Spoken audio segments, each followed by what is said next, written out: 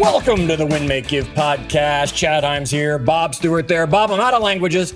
I'm not attempting it anymore. I think I said that on the last one. I'm saying it again. I'm throwing in the towel. Too many of the languages sound the same, or I'm going to insult somebody attempting to pronounce their language, and I don't want to do that. So, Bob, hi. How are you today, my friend? I'm pretty good. How you doing? Fantastic. Especially after the conversation we had just before we got on this. Put a big smile on my face. Fun things in the future, Chad. Lots of fun coming in our futures. Hard work to get there, but you know. That's right. We've got to get to the future, folks. We have nice paths ahead of us. Bob, here's the thing about the future. We don't know what it's going to bring. Agreed? Agreed. We can guess some things. We can see some things. You know, one of the things we talked about on the wealth series, folks, go to winmakegive.com/wealth if you have not done the wealth series in the last 12 months, right? If you are new to us and you're like, what is he even talking about? Just go take the 16 episodes, the workbook, do the homework. It will change your financial future. If you went through it with us, it's been long enough. You have not stayed on top of it well enough. Go back, get the workbook out from your drawer, print a new one, whatever you need to. winmakegive.com/wealth. Bob, one of the things we talk about there is compound interest. And I believe you might have even been the one who said, you know, it's the eighth wonder of the world or something like that. If you want to know your future, the only thing we know for sure is that compound interest will apply as we get there. Yeah. And I don't know what the opposite of compound interest would be. I mean, like compound loss, right? I mean, we could just the same go the opposite way on a massive scale, or we could, I guess the third option would be miss out on all of it completely. Well, look, I think as we're going to talk compounding today, you're kind of, you're putting the cart before the horse, maybe, or something. I don't know, but we're going to talk compounding. And I think as we go through here and talk about some of the things in life that have the capacity to compound, Chad, the opposite is like, you're compounding the negative decision of that thing, right? Like I'm thinking about habits, and we'll talk about how habits compound. Now, all of a sudden, you're this 3-pack-a-day smoker who's like the things compound one way or they compound the other way. So I don't know exactly what the opposite of compounding is, but it's like it's the bad decisions compounding instead of the good ones. Correct. It's compounded loss of interest. Everything's it's going to compound somehow. It's just what are we? You know, what is adding up here? Yes, and it was you who we were talking about it. We were talking about compound interest because that conversation comes up again and again and again. And you said to me, you said, Chad, I think it would be interesting to look at other things other than just truly interest. Yeah, but right? When we were talking about money, put it in the bank now, let it compound. $10 now turns into $1 million before you know it. You wanted to find some other things in life, Bob Stewart, that compound and how they can grow at massive levels. What was one of the first ones you came up with? I went and did some research also. I know you did. What was one of the first things you came up with that we should talk about that can compound positively or negatively in life? Well, I'll start with habits. Okay. Yeah, because I mentioned it. And so I'll just throw it out first. And I think this could apply in a lot of different places. But here's why, here's the angle I want to put on this and maybe some of the impetus for this discussion. So we, in our business, Chad, our Ben does this challenge to a lot of our sales associates. And so recently over the summer, they had 75 days to make 5,000 calls into their business. Right. Which if you broke it down and said, I'm going to take some days off in here, I'm not going to do it every single day. Let's just say that over the course of those 75 days, you were going to show up 50 of the days and make 100 calls. That'd be 5,000 calls, right? Right. So this happened. It was all through like half of May May and June, but it's done. And so I've been sitting on the data and the results for a couple of weeks now, and something really fascinating. This is not the first time we've done this. So this is not the first time I've seen this data, Chad. I've seen it a few times. It's like the third time I've seen this data. It's interesting how people do this. And Chad, you coach humans, so you know that some of the people went in there. They're pretty rare, by the way. And we're like, all right, I just need literally I'm going to do it every 75 days, and I got to divide that up, and I got to make 73 phone calls every day. And they literally showed up every single day and just made 73 phone calls, no fewer, no less. Now, some people said, I'm going to take a few days off, right? I'm only going to do it for 50 days, but I got to show I'm going to make 100 phone calls over those 50 days, no fewer, no less. Yep. And then the people that come to Chad to get coaching, those people, they come in one day, they do 500 calls, they burn their ass out, they spend the whole day. They don't come back in there for 7 days. And then 7 days later, they come in, they do 200. And then they're not in there for 5 days. And then they come back in, they do 1,000 because they're behind her. And so you've got really two personas. You've got Mr. Consistent, Ms. Consistent, and you've got Mr. Chaos, just blasts in, tons of effort, burns himself out, doesn't come back for a week. So here's the fascinating part. On the same amount of activity, the person that consistently did it did twice as much output. Interesting. Same amount, same 5,000 phone calls, same number of people they talked to. The people that consistently did it, they did 100 a day instead of 500 and then nothing for a week. And so habits stack, man. Like we have the data to suggest that making something habitual will actually get you like outsized results. And I think if we peeled it down, like think about when you make 500 calls in a day, when you've never made 100 and you're like, I'm going to do it today. Those last 200 phone calls you make, mentally you're exhausted. You're not even into it. You're not asking the right questions when we get people on the phone, right? It's that day over day with those little skills compounding and stacking and compounding habits make a massive difference. By the way, to your point of what's the opposite, Chad, those people that go in there and do 500 calls, they don't do anything for those 7 days are building towards a habit of what? Not doing it. Those calls that they need to be making into their business. So I think either way, whether you're doing it or whether you're not, we've talked about this before, you're establishing a habit. Yes. 2 days, it's a habit, right? People want to argue. They want to hear, wait, I heard in the one thing, it's 66 days. No, that is to cement a habit. 2 days is a habit, Bob. So what you're saying is if they show up every day or, Monday through Friday, whatever that consistency was, they're creating that habit. When they show up big, vanish, show up big, vanish, show up big, vanish, they're not creating any habit at all in there because they build it. Then the next 2 days, they do nothing. Then they do a day, then they do nothing. Then they do it. And they're not building any consistent habit. So what you're saying is building a habit is going to compound your results as just seen in that data right there, because they got twice the output for the people who were consistent. And that's obvious in everything we do, folks. Building a simple habit again and again and again is going to, in the long term, bring you much bigger results than going hard and not doing it for a while. Going hard and not doing it for a while. Bob, I think that's a great place to start with it. Can I go number 2? Do you mind if I jump in front of you? Because I think this one is a natural connection to habits. Okay. Your skills have the ability to compound.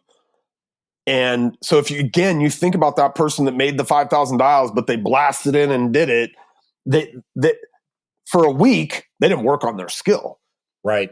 Look, I'm watching this right now with my son, Chad. You know all about my youngest. He's like he's a little basketball kid. He loves basketball. He's obsessed with it. He's at a basketball camp this week. They were there last week. Him and his brother, they're at one this week. And I walked into the gym yesterday. I wasn't there on Monday. So the first week it was a certain group of kids, but it's a new group of kids this second week, right? So I wasn't there yesterday or on Monday. I walk in Tuesday into the gym. So you guys will know we're recording this on a Wednesday. But I walk into the gym on Tuesday and my son comes running up to me and I'm like, how's it going? And he's like, see that girl right there? He points at her. I'm like, which one? He's like, number 21. It's boys and girls. He's like, she's really good. And my son never says anybody else is good. Like if I'm like, ooh, that kid's good. He's like, no, he's not. His shot sucks or whatever. Right. So he's like, she's really good. It's the first time I've ever heard him say that. And I'm like, so I'm watching. This little girl is destroying everybody out there. Now, Carter wasn't just a crush. She's actually good. Oh, man, she was good. She was the best girl on the floor, best kid on the floor. And so at one point, I see her running back after she just robbed another child, just took the ball from him, breakaway layup, lays it up.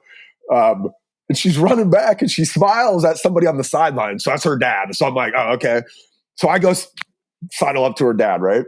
because my kid's the other really good kid out there making everybody look ridiculous. And so I'm like, I meet this dad. I go over to him and I'm like, hey, is that your daughter? And he's like, big smile, right? Which he should have. And he's like, yeah. And I said, man, she's amazing. Like, she's a beast out there. I said, what does she do? And he's like, well, she plays a lot of sports. And I'm like, yeah, but like, what does she do for basketball, you know? And he said, well, really what she does is every day she makes sure to have that basketball in her hands for 15 minutes, at least. He's like, now there's plenty. And this is my son to a T. Like, he was describing to me my kid, because we spend a minimum of 15 minutes working on that one dribbling skill every day. Here's something interesting, Chad, and I've watched this with my boy over the last, we've been doing this for about 18 months now. In the beginning, when we'd try to learn a new skill, he'd be really frustrated by it. He'd cry. He'd give up after he couldn't do it once or twice, right? He'd try twice, and if he couldn't do the between the legs, he was frustrated. He was quitting. We were having, conversations about mental toughness, and but as he's been compounding these skills, what's happening is now when he runs into a new one, that he's built the muscle of working on his skills. It's becoming easier now to go learn the next skill. Yes. But tell him when he gets taller, there'll be more space between his legs to dribble the ball. He knows all about that. He's like, look, the ball barely fits through there, Dad. I'm like, I know, that's impressive. But guys, skills compound. And it's like at this age too, like a lot of us, we get the skill and we're like, I'm good at that skill, but you don't use it for, I don't care what skill it is. If you don't use it for a week, it's less, you have less of that skill than you did a week ago. You don't use it for a month, you have less. You can really see this in their basketball. Like, we went on a vacation at one point. His mom wouldn't let him bring his ball. We got back after a week. It was probably 2 days to get us back to the place we were a week ago.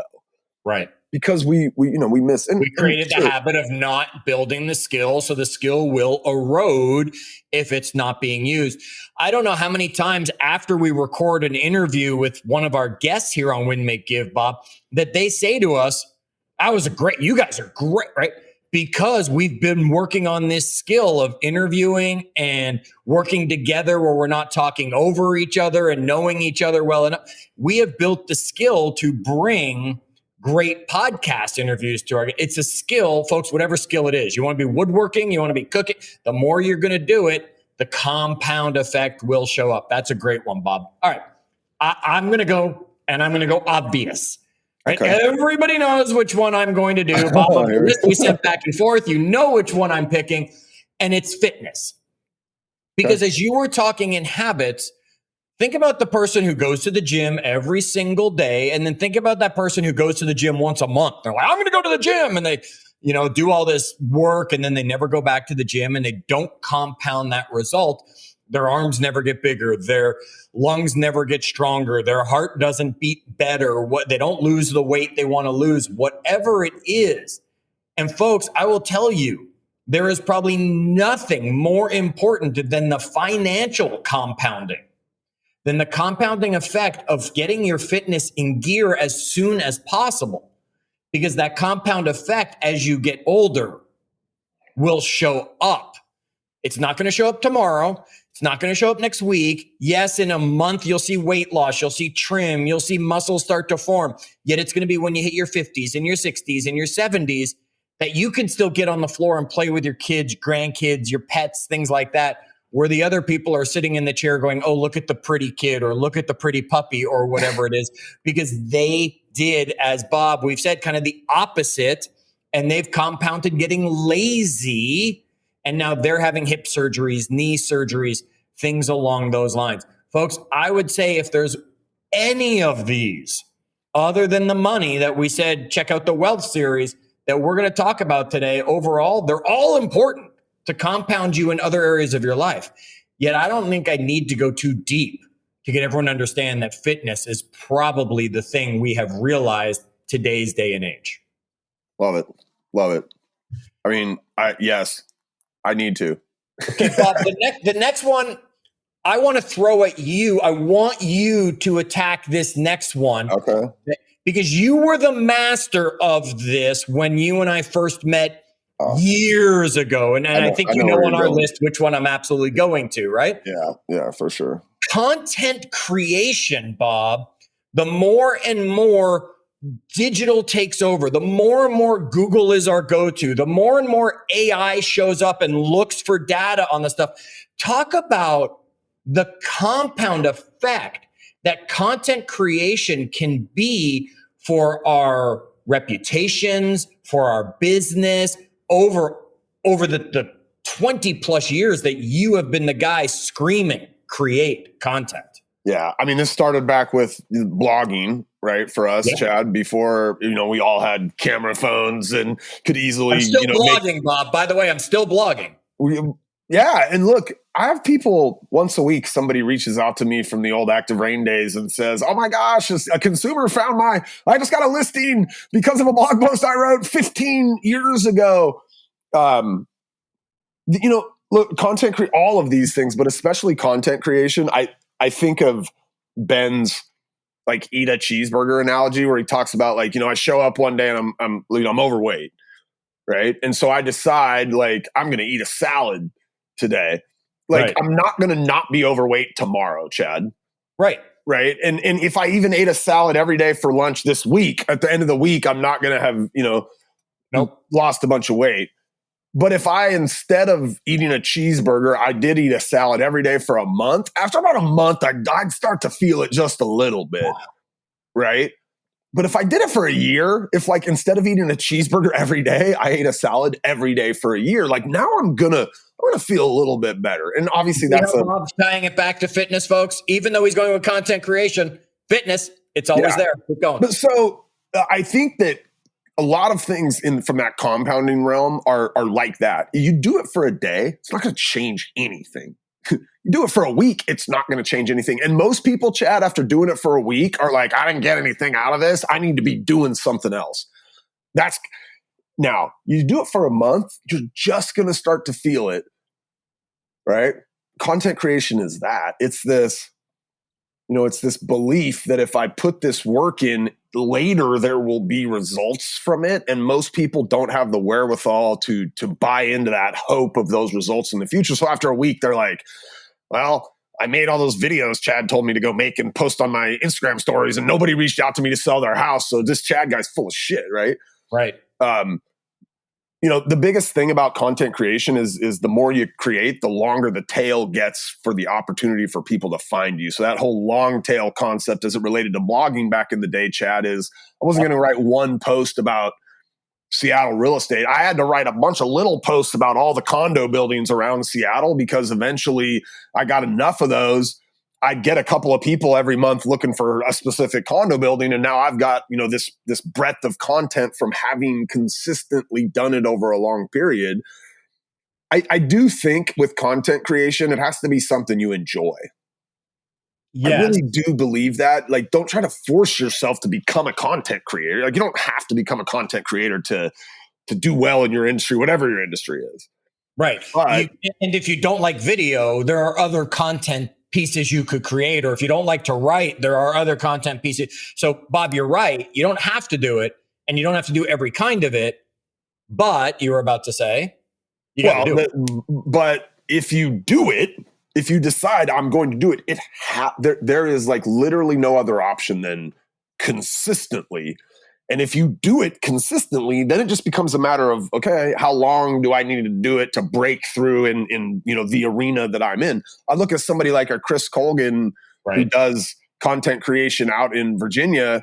And, he did it first with something he was really passionate about, his shoe collection. And so every day he was and it kind of became this testing ground where he was like, geez, I can do this with my real estate team. And then he started doing real estate content. And, it took him a good year. I think if you were to ask him, it was a good year of, a belief. Now, he had a roadmap. He was looking at his friend down in Orlando, Ken Posick, and Ken was ahead of him and was doing the same kind of content creation. And so that belief that he had to have, that if he put in that year's worth of work, there would be payoff at the end.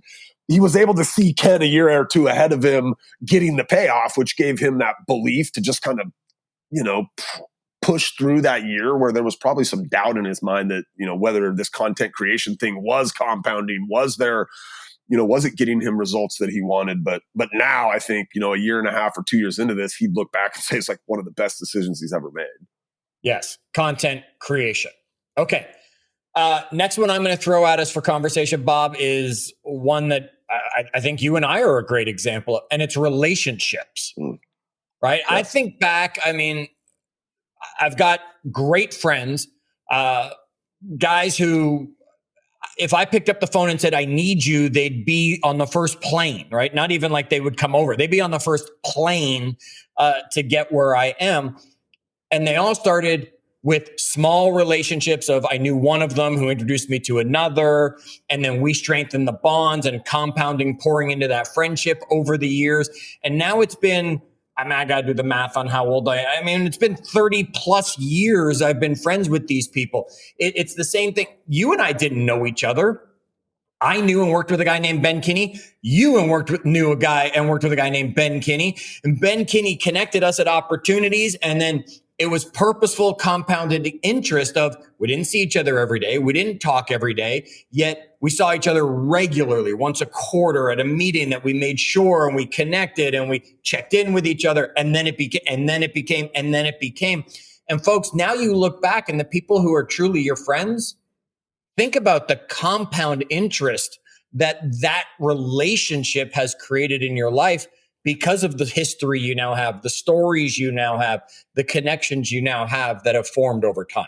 Who's the guy we had on that talked about how he used to go into his cell phone, go all the way at the bottom of his text and send a text to like the 10 people at the very bottom every day, so that he was constantly.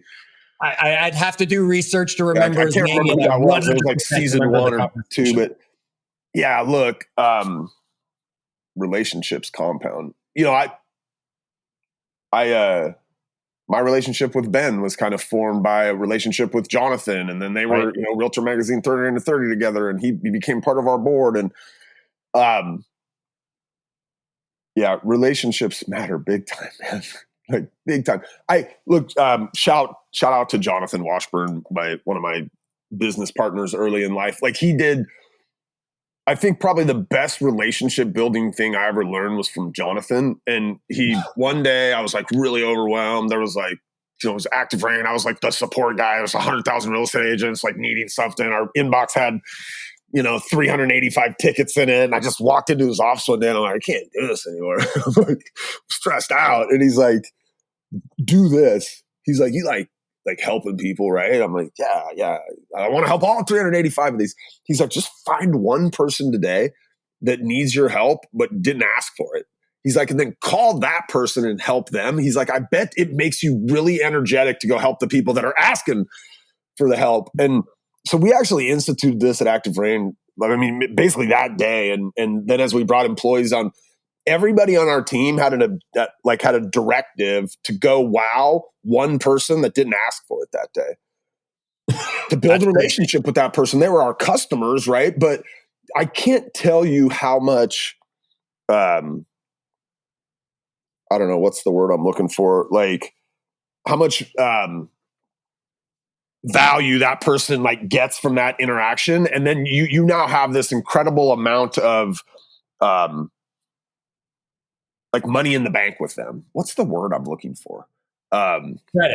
Credit. Yeah. Like I got, when you do that, the next time we mess something up with that person 3 months from now, they're massively more forgiving because they're like, well, these are good people. They reach out to you when you don't need the help. Right. So we built a lot of relationships over that period of time that, was on the back of just reaching out to help somebody that never even asked for it, but you could tell they needed it. Bob, I think that's a great relationship building tool, and it's going to lead into the next one I'm going to take us to on the list, and then I'm going to let you wrap the list up after that. And I'm going to say the next thing that compounds us at such a high level that we might not even realize, and Bob just defined it in a great way, is kindness.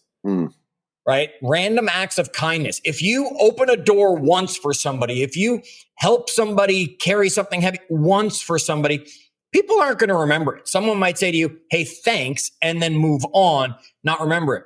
Yet if you're kind every day, if you're always opening that door, if you're always asking, how can I help? If you're always saying yes, I'm not a big fan of always saying yes, yet if you're always saying yes to helping people and being kind, and consider it. If you're doing like what Jonathan taught Bob to do, which was just call somebody and say, hey, how can I help you today in a specific situation? You're going to be known as someone who's kind, someone who's generous, someone who's that, because it's compounding over time and it's going to create your identity and your legacy in the eyes of all of these other people, Bob. So I think kindness kind of jumps really nicely where you just took us from relationship into that one on our list. I totally agree. I think every single one of us has had some opportunity in our life where we were picking between two people for something. Maybe it's a referral, maybe it's I'm pitching the loan up for something. Yeah, right. Totally. And like all other things being equal, if one of them was kind and one of them was an asshole, you always pick the kind one. Yes. Right? Like, absolutely. I don't know. Maybe there's a couple scenarios, like if I was picking my attorney or something, I want the asshole. You know what I'm saying? Yeah, excellent point right there. All right. So let me cover the ones we've covered as Bob wraps up our top 7 things other than money that compound in your life and will make a big impact. We started talking about habits in general. Now, all of these things could really be considered habits. Yeah, we talked about habits, which led us to our skills.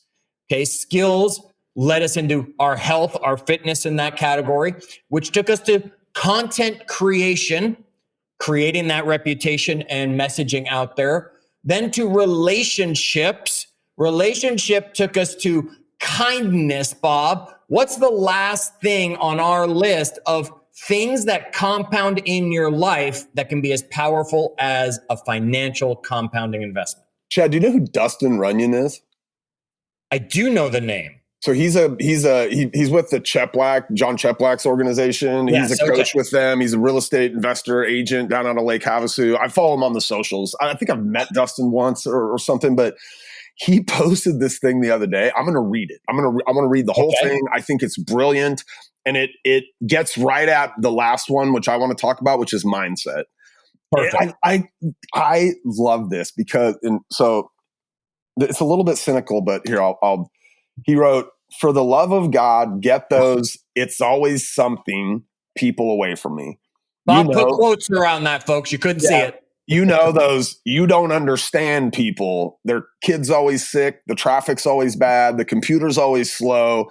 Back's always out. Flight's always delayed. Market's always bad. They're always tired. Never the right time. Never the right conditions. They never feel good. It's never their fault. Their parents sucked. They were always too busy. I would, but I gotta. These people aren't unlucky. They're addicted to struggle, he writes. It gives them significance and attention. They live in constant justification, always looking for ways to underperform and be less than they know they could be. It becomes a full-time job. They create stories that allow them to avoid the person they could be and want to be. They start to expect things to go wrong, so they notice and obsess over every little inconvenience. Constantly externalizing every feeling instead of regulating emotion. They narrate every minor frustration as a crisis. It's a nervous system crying out for attention, but disguised as just venting, constantly avoiding accountability. They don't want solutions. They want familiarity, attention, and sympathy. Chaos is their comfort zone. He goes on, there's just a little bit more. I'm going to stop there. Your mindset is probably, Chad, the thing that compounds the most, the fastest, and becomes the most impactful on the person you show up as and that other people see. Yes. Do you know somebody like that? We've all come across. Like if somebody's, right? Don't make me list them all. Yeah, I mean, look, if you've been in an organization of any size or breadth at any point in your professional career, we've come across these people, and they're toxic, and nobody wants them around. We don't want to be kind. We don't want to make connections with them. We don't want to practice our skills with them. Like, I think mindset is it'll go either way, and it will go either way. Like that's one that you're right. Because Bob, there are certain things that while we're talking compound, as I was saying, there's up, there's down, which would be the opposite. Yet there's also kind of that middle ground. Like I don't do anything, which is that negatively compounding? I don't know. If I don't do enough of it, mindset, you don't have a choice. It's either going up or it's going down on your investment. right? Because you're either saying, why me, traffic, this, that, the other, all the stuff, or you're somebody with resilience, someone with gratitude, someone with that mindset that the inner voice in your head is saying, go team, go, right? We've got this, overcome that, instead of, yeah, not my fault, right? Mindset's absolutely always either going up or going down, Bob. Chad, I'm going to recap them. I'm taking your job. You ready? Good luck. You ready? Number one, habits. Habits compound, good or bad. Number two, skills, because those are closely associated with our habits, and we develop our skills generally by getting into doing something habitually, right? Number three, it was the first time we kicked it over to Chad, so we knew we were going to get there. Fitness, right? Your fitness compounds, and my father-in-law would tell you that. He just got his knee replaced, Chad. You were talking about the knee replacement stuff, right? Content creation absolutely compounds, and it's definitely one of those things where when you start doing it, you're not going to get any results out of it, and then way later it's going to compound massively in like a hockey stick style. Number five, Chad, we had relationships, which is why we're even here today, right? Number six, did I? Oh, I got it. I thought I missed it here. Kindness, Chad. Work hard, be kind. That's on almost every wall in our office. And then number seven, mindset, Chad. We got to have a positive mindset. We got to be working on our mindset. And no matter which direction it's headed in, to Dustin's point over here, it can compound really well, or it can compound into that human that nobody wants to be around that he just described. Absolutely. And folks, the Win, Make, Give podcast, it has compounded. Right? We started doing 1, 2, 3 episodes, and we didn't have too many listeners, and now it has compounded, and the number of downloads increases because there's more episodes available, and there's more opportunities to learn and grow with us, and there's a lot more to come. So make sure, if this is your first time with us, you click that subscribe button so you get these automatically, that you are a part of this. Maybe you need to share this one with someone who isn't listening to Win, Make, Give, and help compound our impact on the world as we help more people understand their health, wealth, leadership, and legacy. And until our next episode, as always, do good.